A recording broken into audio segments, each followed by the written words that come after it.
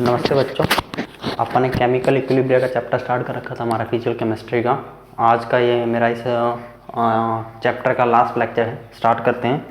जो आज का मेरा टॉपिक है वो है क्लैपेरॉन इक्वेशन।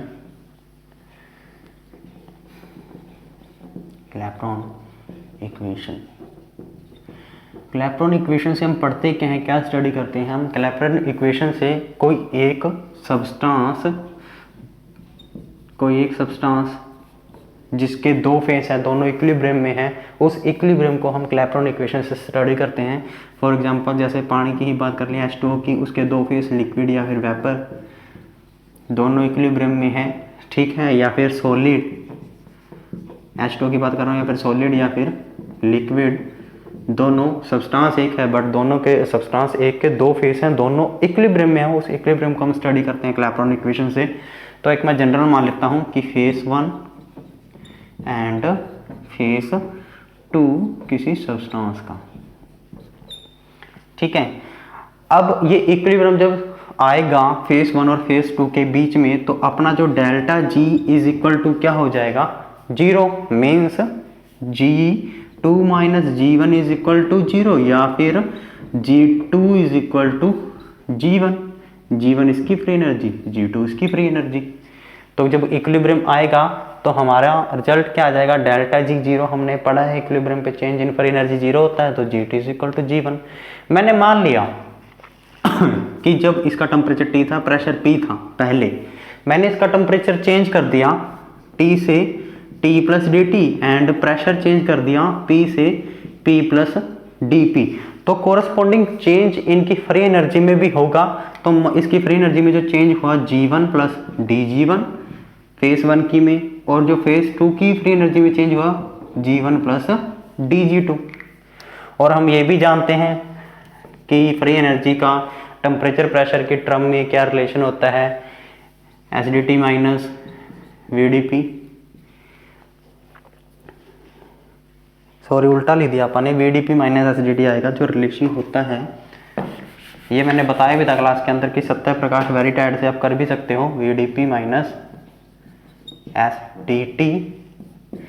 यूट्यूब पे भी देख लेना, सत्य प्रकाश वेरिटाइड के नाम से दिया हुआ होगा, उसके हिसाब से आप इन जो मैक्सवेल के 4 रिलेशंस हैं इनको याद भी कर सकते हो। हाँ, तो स्टार्ट करते हैं VDP माइनस एसिडिटी। तो मैं क्या बता रहा था कि टेम्परेचर में चेंज करेंगे, प्रेशर में चेंज करेंगे, फ्री एनर्जी में भी क्या हो जाएगा, इनके चेंज हो जाएगा। जब इक्विलिब्रियम होगा तो क्या होगा, G1 plus dG1 is equal to G1 plus dG2। और अभी हमने पढ़ा है कि G1 is equal to G2 होता है, तो ये दोनों क्या हो जाएंगे, इक्वल होंगे, तो कैंसिल हो जाएंगे। तो हमारा क्या आ जाएगा, dG1 is equal to dG2। और dG1 किसके बराबर है, V1 dP minus S1 dt। और dG2 किसके बराबर है, V2 dP minus S2 dt। ये अब V की टर्म्स एक तरफ कर लेंगे, या फिर सॉरी dP की टर्म एक साइड कर लेंगे और dt की टर्म एक साइड कर लेंगे, तो क्या आ जाएगा देखना, V2 माइनस V1 dP, ठीक है। और S2 minus S1 dt means dP dividing by dt किसके बराबर आ जाएगा, S2 minus S1 dividing by V2 minus V1। ये आ जाएगा dP डिवाइडिंग बाय dt। और S2 माइनस S1 को क्या लिख सकते हैं, डेल्टा S, और V2 माइनस V1 को क्या लिख सकते हैं, डेल्टा V। तो क्या आ जाएगा, delta S dividing by delta V। तो means change in pressure with respect to temperature क्या आ जाएगा,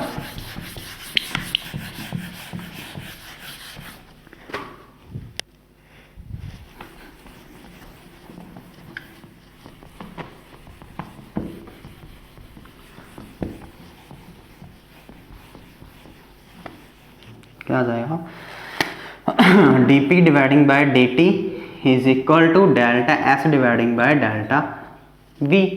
और डेफिनेशन एंट्रोपी की ही हम जानते हैं कि in the form of enthalpy delta H dividing bye dt होता है, सॉरी T होता है। तो यहाँ पे क्या आ जाएगा, delta H dividing by T delta V। यानी कि क्या आ गया, चेंज इन प्रेशर dP, change in dt change in temperature is equal to change in enthalpy dividing by T change in volume. अब अगर हम केस लगाएं, पहले मेल्टिंग का केस लगाते हैं for equilibrium involving melting, means क्या हो रहा है, सॉलिड लिक्विड में चेंज हो रहा है। तो किसी एक ही सब्सटेंस के दो फेस हैं, दोनों इक्विलिब्रियम पे हैं, सॉलिड लिक्विड, तो क्या है, हम क्लैपेरॉन इक्वेशन लगा सकते हैं। तो लगाएंगे तो क्या आ जाएगा, dP dividing by dt is equal to delta H, heat of fusion means क्या लिख सकते हैं, डेल्टा HF, ठीक है, फ्रीजिंग लिख सकते हैं ना। और T क्या होगा, उसका freezing point TF, delta P क्या हो गया, चेंज इन वॉल्यूम। तो क्या आ जाएगा, dP dividing by dt delta HF means enthalpy का चेंज जब क्या हो रहा है, मेल्टिंग हो रही है, या फिर अपोजिट कर लें तो क्या हो रहा है, लिक्विड से सॉलिड जाएंगे तो क्या हो रहा है, फ्रीजिंग हो रही है। तो एंथैल्पी का चेंज, टेम्परेचर, और उस टाइम हमारा जो है वॉल्यूम कितना चेंज हुआ है। अगर ये इक्वेशन हम क्लैपेरॉन इक्वेशन इक्विलिब्रियम पे लगाते हैं, इक्विलिब्रियम है हमारा लिक्विड और वेपर के बीच में, मीन्स वेपराइजेशन, तो उस टाइम जो इक्वेशन स्टडी करेंगे उसे बोलेंगे क्लैपेरॉन इक्वेशन। तो जो हमारा नेक्स्ट टॉपिक भी बोल सकते हैं हम, वो क्या हो जाएगा, क्लैपेरॉन इक्वेशन। कैसे कि ये इक्वेशन हमने निकाल ली थी कि कोई एक सब्सटेंस दो फेस के बीच में है, फेस 1 एंड फेस 2। अब हम किसको स्टडी करेंगे, लिक्विड से वेपर। उस टाइम जो इक्वेशन स्टडी करेंगे उसे बोलेंगे क्लैपेरॉन इक्वेशन। तो क्या होगा देखना, हमारा liquid equilibrium with vapour means vaporisation, for equilibrium involving vaporisation, then Clapeyron equation is equal to dP dividing by dt। क्या होगा, dP dividing by dt is equal to enthalpy का चेंज जो होगा delta H vaporisation V, T जो उसका boiling point होगा, ठीक है, डेल्टा V जो वॉल्यूम का चेंज होगा। वॉल्यूम का चेंज कैसे होगा, मीन्स TB जो वॉल्यूम है उसका वेपर का, volume of gaseous face, minus volume है जो उसका लिक्विड फेस का VL। और हम जानते हैं जो वॉल्यूम है गैसियस फेस का काफ़ी ज़्यादा होता है as comparison to volume of liquid. तो VL को क्या कर देंगे, अप्रोक्सीमेट मान ली 0, ठीक है। तो हमारा dP डिवाइडिंग बाय dt क्या आ जाएगा, is equal to delta H T VG means volume of gaseous phase. अब हम आइडियल गैस इक्वेशन को पढ़ते हैं, उसका यूज करेंगे, PV is equal to RT means VG for 1 mole of gas means volume of vapours या फिर gaseous phase, RT dividing by P। इसको यहाँ पुट करेंगे तो क्या आ जाएगा, dP dividing by dt is equal to delta H T RT, P ऊपर चला जाएगा तो क्या आ जाएगा देखना, dP dividing by dt is equal to P delta H dividing by RT square. इस P को इस तरफ ले आएंगे तो क्या आ जाएगा, 1 by P dP dividing by dt is equal to delta H dividing by RT square. इस इक्वेशन को हम क्या बोलेंगे, क्लैपेरॉन इक्वेशन बोलेंगे।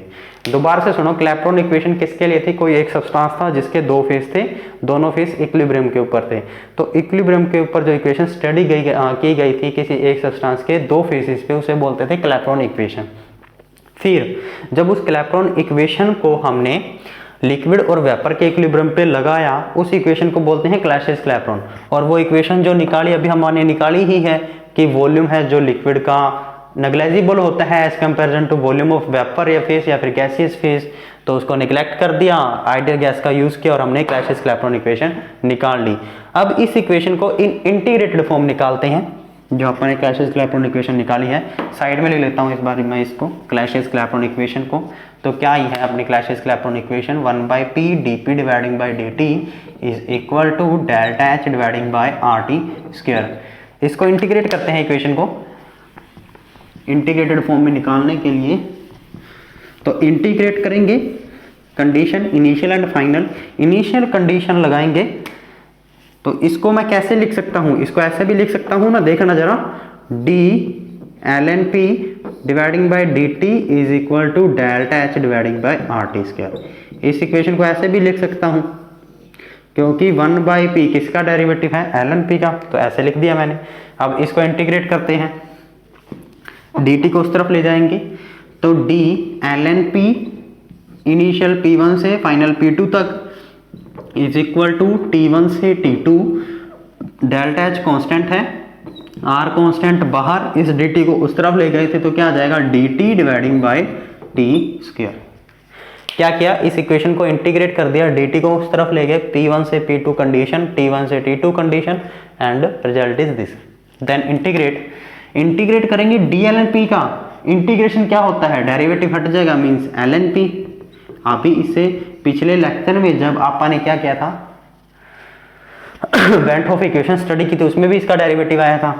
तो initial condition final condition p2 delta H dividing by r constant, और हम जानते हैं 1 बाय टी स्क्वायर को इंटीग्रेट करेंगे तो क्या आएगा, माइनस बाहर 1 बाय टी। पिछले लेक्चर में बताया था ये भी कि इंटीग्रेशन डेरिवेटिव एक दूसरे का उल्टा होते हैं, तो 1 बाय टी का derivative 1 by T square, means 1 by T square को इंटीग्रेट करेंगे तो क्या आ जाएगा, माइनस का 1 बाय टी। तो ये हमारा आ चुका है। अब इसको पुट करते हैं, कंडीशंस लगाएंगे तो क्या आ जाएगा, ln p2 dividing by p1 is equal to minus का delta H dividing by r 1 by t1 minus 1 by t2। इस इक्वेशन को लिखते हैं लॉग के टर्म में, log p2 dividing by p1 delta H dividing by 2.303 r। इस minus को अंदर लेके जाएंगे तो साइन चेंज हो जाएंगे, means 1 by t2 minus 1 by t1 आ जाएगा।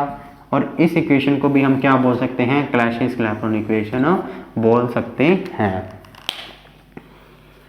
अब इसकी कुछ एक एप्लीकेशन है जो क्लैशियस-क्लैपेरॉन इक्वेशन की है, वो स्टडी करते हैं, इंपॉर्टेंट टॉपिक है, एग्जाम में आ जाते हैं इसकी जो एप्लीकेशंस हैं।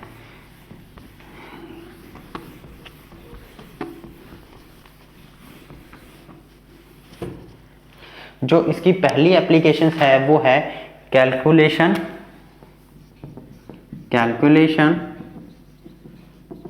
Of molar heat of vaporisation, means liquid से क्या बन रहे हैं, गैस, मीन्स गैस फेस में जा रहा है, मीन्स वेपर्स बन रहे हैं।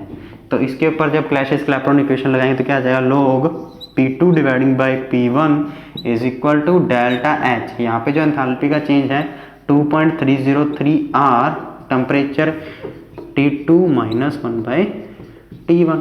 मीन्स एप्लीकेशन क्या है, हम मोलर हीट को कैलकुलेट कर सकते हैं। अगर हमारे पास T1 इनिशियल कंडीशन में प्रेशर गिवन हो, T2 फाइनल टेम्परेचर में प्रेशर गिवन हो, R का हमें पता है 2.303 को यूज करेंगे तो यहाँ पे एंथैल्पी का चेंज या फिर मोलर हीट ऑफ वेपराइजेशन निकाल सकते हैं। जो सेकंड है कैलकुलेशन ऑफ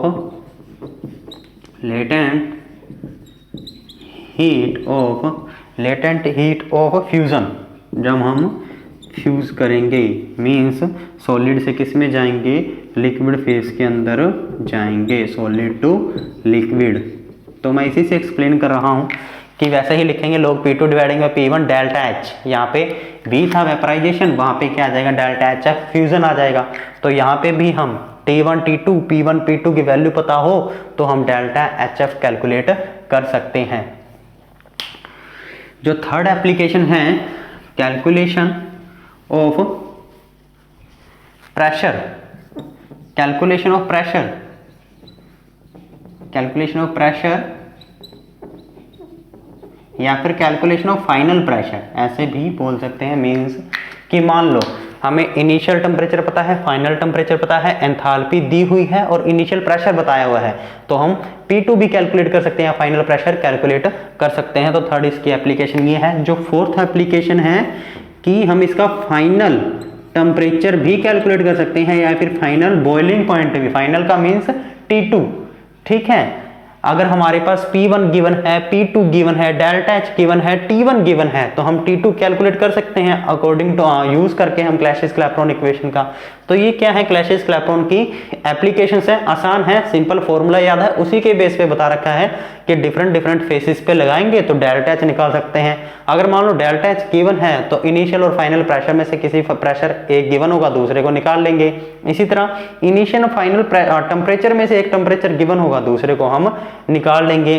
तो ये सारी की सारी क्या है, एप्लीकेशंस हैं क्लैसियस-क्लैपेरॉन इक्वेशन की। इनके बेसिस पे प्रॉब्लम्स भी देखें, न्यूमेरिकल प्रॉब्लम्स, तो आप उनको खुद ट्राई करोगे। अगर कोई प्रॉब्लम आती है तो मेरे से पूछ सकते हैं।